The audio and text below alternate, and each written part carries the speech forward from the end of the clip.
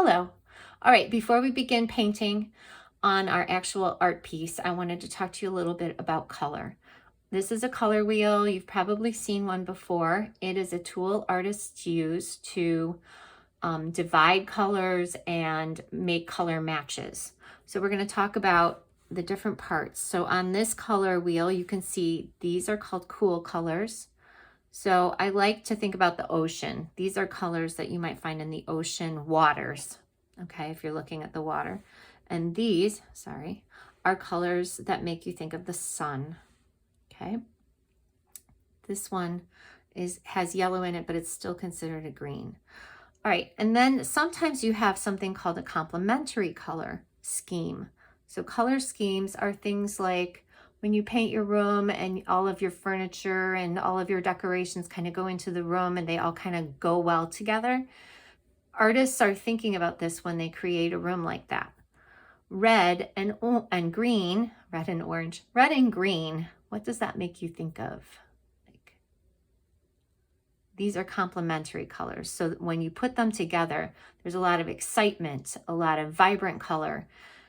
These are Christmas colors, okay? Purple and yellow, also complementary colors. They are across from each other on the color wheel. And these, I think about Easter. A lot of times you'll see violet and purple together at Easter time. And orange and blue is actually something that happens in nature in the fall.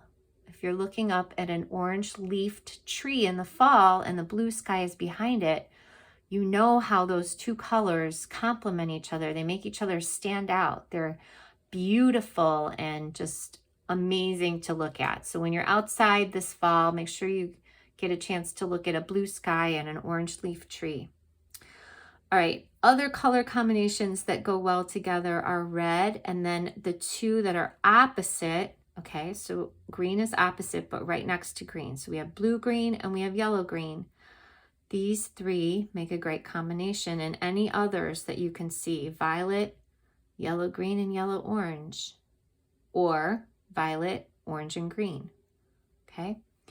So you can think about that when you're doing your painting. What colors do you want to go next to each other? If you want a calmer painting, you're going to pick more colors that are in the same color side, same side of the color wheel.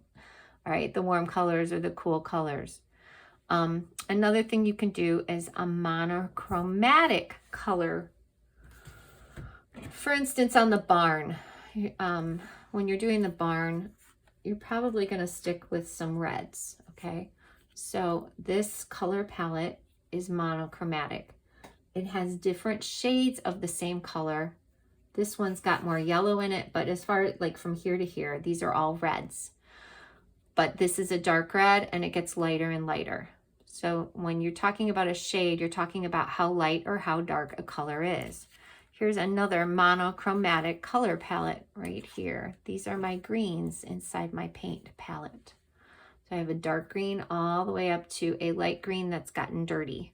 So to clean your palettes, if they should get dirty, like if you're sharing with somebody and they're not as careful as you would like them to be, you can get your paint palette wet like this. And then squeeze your brush out so it doesn't have much water on it. And clean it off. Look at that, it's nice and clean again. Okay. All right, now we're going to talk about your painting. Hang on one second. Okay, I want you to look at this painting that I've done. This is going to be our example for a second. All of these colors are very light and see-through. You can see the pencil marks underneath all of my painting on this first layer of paint. There's nothing that has covered it up completely. There's no super dark, not even this. This isn't even dark enough to cover up the lines. You can still see them. And I think that's probably the darkest part of my painting. All right, so I want you to think about that. We're gonna be painting your painting 2 times. The first time we want it very watery and light colors. The second time we go in, you're not going to paint the whole thing a second time. You're going to choose where you want your paint to go.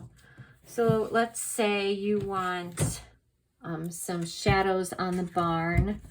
So you're going to go in and get your paint brush slightly wet, not super wet, slightly wet.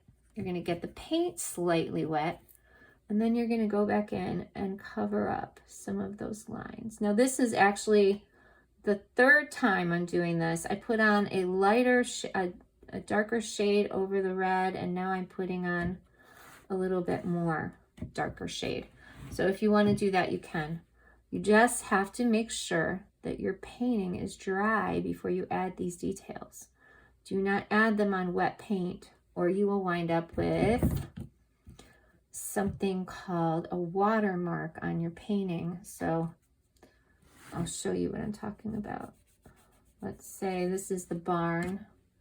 You're painting over it, but you want to finish, so you don't want to wait. So you're going to take this, and then you're going to draw a line on top. Oop, wasn't dark enough. Okay, first of all, it's too wet. Your brush is picking up more of the paint than it's putting down.